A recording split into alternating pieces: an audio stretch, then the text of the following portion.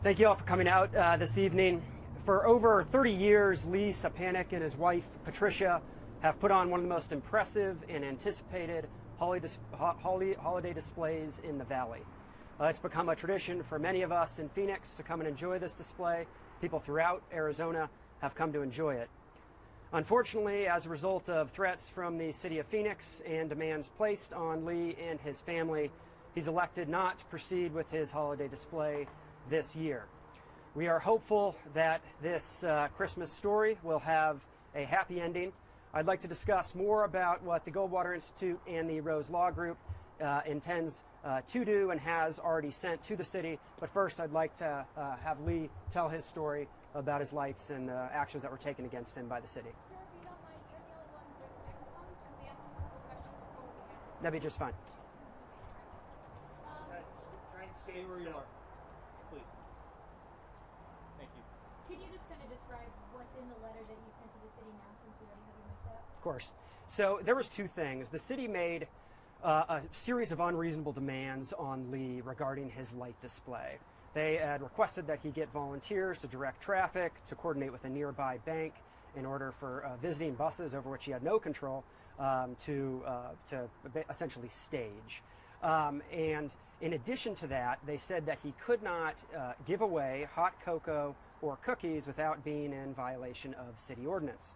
Now, the only city ordinance that they referenced is this extraordinarily broad mobile food vending ordinance. And if you read it on its face, that ordinance would make it illegal, or at least make it necessary to get a license, an incredibly onerous license, to do things like give away Halloween candy, to have a lemonade stand, to have a neighborhood potluck.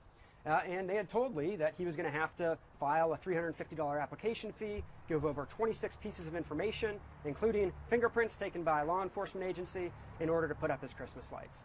And that was, at that particular point for Lee, that was a little bit too discouraging for him to go forward. So we had asked the city, clarify your demands and tell us if you think Lee's display has been in violation of this ordinance. So the city has at least said to me that they haven't made any demands, they simply made some suggestions. Do you guys see it differently? They certainly made demands in their meeting with Lee. We have asked them to clearly articulate what those are in writing. And and the city has now made overtures that maybe they would like to allow Lee to continue to do this in the future, and we want to take them at their word for that. But we will only do so if we see that in writing, if they give Lee assurances that he's going to be allowed to continue his display the way he has for the past 30 years. So the city did give at least us in writing today that Lee can put up lights if he wants to, that there have been no violations. Is the city lying? We don't know. And look, here's another point. We're going to ask them to state what that is with specificity. Additionally, we have a whole series of public records requests out to the city to see how this decision was made. Government decisions shouldn't be made like this. It shouldn't be a committee of one that are making these decisions. So we want to find out what happened in this case so that it doesn't happen again. We want to get assurances for Lee that this isn't going to happen to him again in the future. And if the city is true to its word, then they will inform us of that in writing. And we hope that to be the case. And we hope the city will make the right decision here. What do you mean by committee of one? Who is that one person? Well, there was a series of meetings that happened with Lee, and there was an individual from the Code Compliance Office that was making a series of these demands. Again, we still got to find out all the details. We don't yet know them. Who is that person? Code Compliance Officer. Bob Lazier is one of the ones that was in contact with Mr. Sapanek.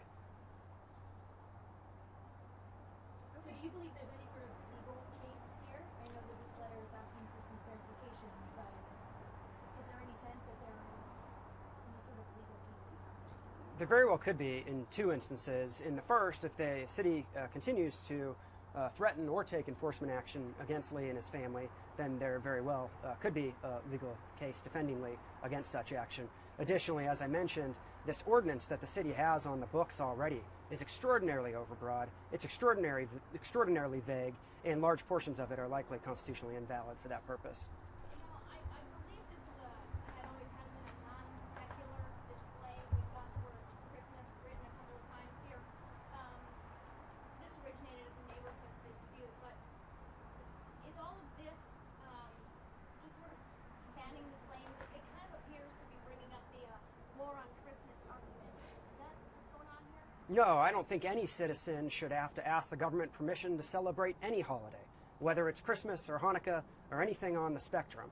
What happened here is we had a Phoenix resident who wanted to put up some lights to celebrate the entire holiday season and was prevented from doing that. But he can still put up lights according to the city. He just can't sell hot cocoa. So why not compromise? Well, up until today, that was not the case. And again, we're hopeful that the city will not take any further enforcement action against Lee and allow him to put up his lights as he always has. With respect to the cocoa, it seems to us to be an extraordinarily onerous requirement to charge somebody $350 and tell them the police have to fingerprint him to give some cocoa to your neighbors. Is $350 a big deal when he's spending $10,000 on lights every single year?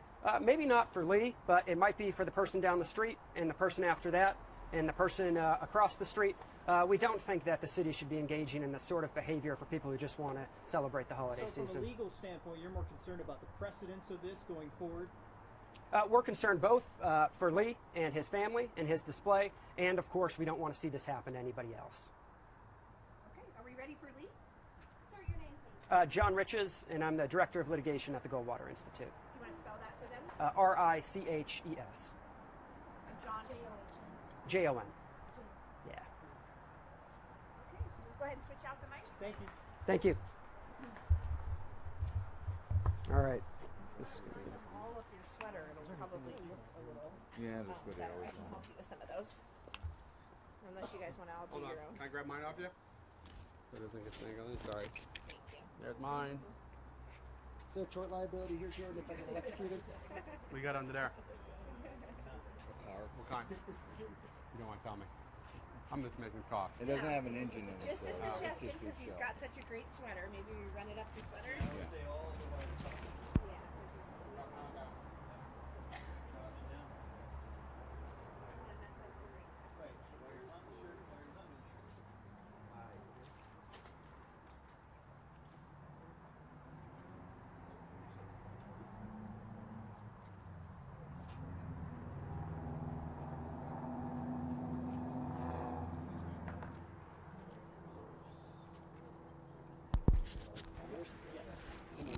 Yeah. Oh, you did it a different way. All right, I'm good. Thanks. I got a lot of pockets, so. Yeah, if I could just have you go ahead and slide that up your shirt.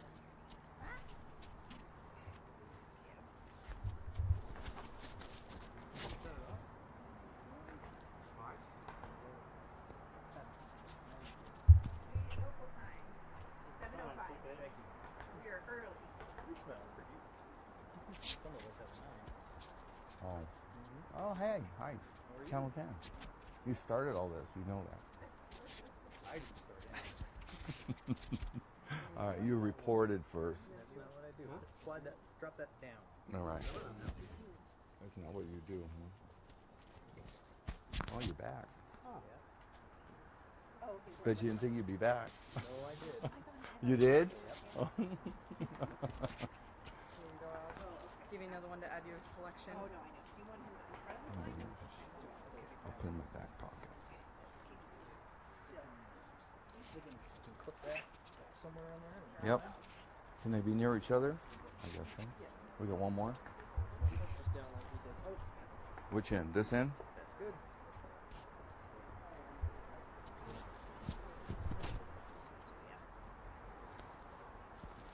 Sorry, Lee, you will be mired for something. Yes, I guess so. Anything you say can and will be used. Clip that. Like this. Is this you? It's somebody else. Just toss this in whichever pocket. Oh, yeah. Name. Got a lot. Okay. So once you get up to the board, try to stand really still. Mm-hmm. Because John was moving a little bit too much for them. Mm-hmm. So just to make them happy, just stand really still. They're shooting video. Doesn't video want movement? I guess not when you're doing an interview. No, just if you can stand as still as possible. Just we'll park a spot next to the. Okay, there you go. Okay? Okay. Okay. Does that work good if he's right next to the sign? Where do you want him to stand? Right on the line there? Yeah, and you'll keep your spot. Right here? What works for you? Looking good, Christmas Lee. Who's that? I do? Oh. Are we all ready? Okay. Does that work for everybody? Okay, Lee, do you just want to Okay. First name, Lee. Last name, Sapanic. So, I'm thankful you're all here to take my story. My story hasn't changed from day one. Been living on this street for 44 years. Been decorating this house for over 30. Never had a problem. Never had any complaints. No injuries. Nobody ever got hurt. There was never an issue. New neighbors moved in about a year ago, down the street and around the corner. For some reason, they don't like traffic, which I'm sorry, that does create traffic. But there's nothing I could do about it. And they filed a complaint with the city. I met with the city staff. One gentleman was from Streets and Traffic. The other two were from the Code Compliance Department. And basically the way it goes, they presented to me that there was a complaint filed. I wasn't allowed to sell retail items. I wasn't allowed to sell cocoa. And then I said, well, how about if I give the cocoa away? So you can't do that either.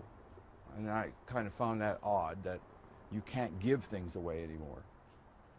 So we had this meeting, took about 15 minutes, and their only resolve and their only negotiation in all of it was I get 6 or 8 people with fluorescent vests to walk up and down my little street, direct traffic, make sure nobody's driveways get blocked.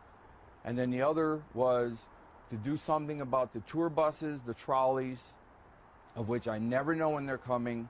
They come at all different times, but they wanted me to go to Chase Bank, corner 44th Street and Camelback, and get permission for the buses and the trolleys to use their parking lot to load and offload. And I told them that that was not something I was willing to do, and I think it would be just too much for the people to walk from that distance. A lot of people, elderly, come here, people in wheelchairs, and I just felt that what they were asking was unreasonable, and it wasn't a negotiation. It was more of a declaration. And if I didn't do all those things, they would, and if they got more complaints, they were going to come back here and shut me down. And that's basically where we're at. Questions? Did it feel like a threat to you? That word has been used a couple of times tonight. The fact that they were going to come back here and shut me down, I did take it as a threat. If they had not said that at the end of the meeting, and that was said to me twice at the end of the meeting, I probably would have put my lights up.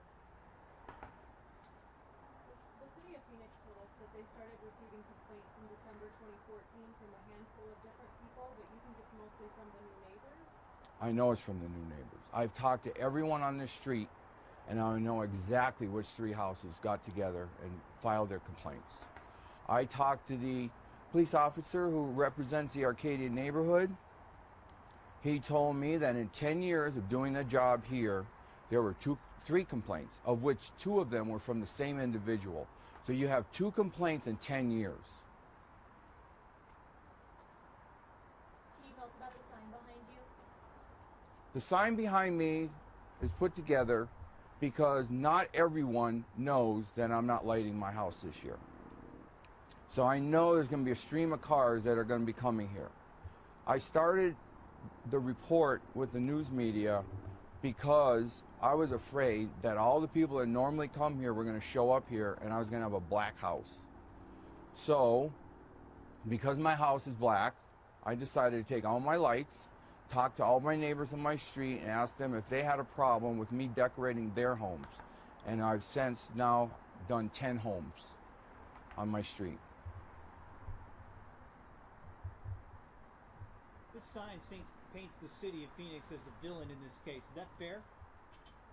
Yes, it's fair. They took the complaints of 2 people against the wishes of thousands of people that come here and made it hard, so hard that I decided I wouldn't do it.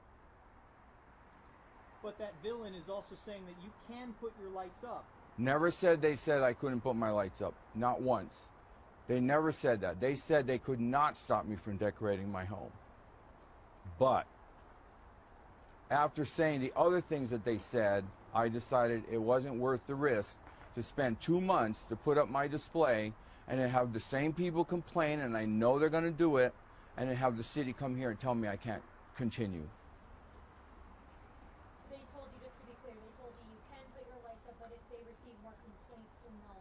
That is correct. Yes. They It also was. said that this is a neighborhood issue between you and your neighbors, not so much between you and you and the city, in terms of the letter that you sent to the city. Have you talked to the neighbors in the last 8 days since you and I had this first conversation at all? The complaining neighbors? Yes. I have never met these people. I've never spoken with them. I don't even know what they look like. I have spoken with every other neighbor on the street and found out how many people are in support of me, and it's pretty much every home on this street except for 3. Why did you only name the city in your sign, and why didn't you name the neighbors? If they were kind of the reason that spawned all of this. Well, the neighbors filed the complaint, and I think if the city would have come to me with a different approach, I don't think any of this would have happened. Do you think if you had known those 3 houses and gotten along better with them, that any of this would be happening? No, in talking to their neighbors, I have found out they're really kind of complaining kind of people. I've found other issues that have nothing to do with Christmas that these people have been complaining about to their immediate neighbors, so they're not well liked by their neighbors down the street. I've just learned that within the last week. Are you hoping you can do a Christmas display next year? The way things are looking right now, it looks like the Goldwater Instittute is working hard. Sal DeCicio's been working hard. If I get something in writing from the city that I don't have that threat on my back, I would definitely put my lights up next year. And it will probably include the rest of the street like I do right now, which never had lights on it before. At one point in time, this home was the only home on the street with Christmas lights. Are you worried that this issue has now just been transferred to your neighbors and they will also have to deal with this issue? Or have you talked to them about taking on this quote unquote burden? My neighbors, the ones that are letting me put the lights on their homes now, well, I don't think I've transferred the problems to them, because since I'm the one that put all the lights up, they'd probably come back to me, even though it's their property. It's my lights, my labor, my wife's labor. So we've spent the last 2 weeks decorating 10 extra homes. What's your goal with this, really? My goal is just status quo of what I had going before this all happened. I wasn't looking for I didn't go looking for anything special.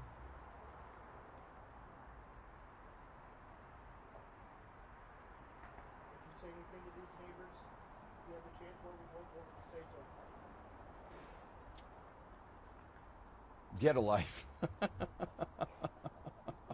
Move on. Don't sweat the small stuff.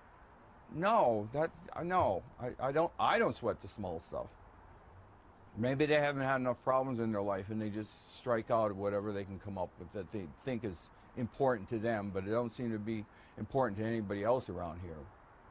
If the city came at you differently and maybe talked to you about some sort of compromise, if neighbors came to you to a compromise, because again, they didn't tell you you couldn't put your lights up, what levels of compromise are you willing to consider going forward for this?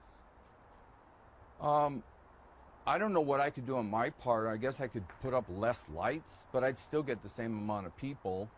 I made a recommendation to make my little street a one-way street, because I thought it would be safer if all the cars are facing in the same. I don't mean a permanent one-way street, a sign like maybe on the weekends from the hours of 5 p.m. to 11 p.m. one way going that way, so they just come in here and go right out to 44th Street. That way their cars parked on both sides of the street. The middle of the street is wide open. Buses could use it, no problem, cars, but when you have parking on both sides of the street and then you have cross traffic, my street isn't wide enough, so that creates a problem. I made that suggestion and was shot down immediately. Then when they told me there were blocked driveways, I offered to have signs printed and put in front of each driveway asking people not to block this driveway. Shot that down and said this is a right-of-way. I can't put signs in the right-of-way. But I don't have any sidewalks on my street, so I don't know why those signs would have been a problem. But I tried to make compromises. I offered, and they didn't go along with any of it. They had it in their minds what they wanted to present to me, and there was nothing I said could sway them. Seems like putting up the lights is something you're pretty passionate about. How has this holiday, or we're going into holiday season, been for you? Well, I have a lot of extra time I never had before. I mean, used to go from October to January, either we were putting up lights or sitting out here every night. You have to understand, it's just not Christmas lights. This is a destination for people. People come from Prescott, Tonopah, Surprise. They just know about my display. They don't look in the newspaper to see if my home is on the map. They just show up here. And it's just a point of gathering. People get to see each other, maybe friends or family they haven't seen all year. They end up right here in this driveway and reconnect. And that's like the old days, and people don't do that anymore. And I just think it's sad that we don't have that. I have one more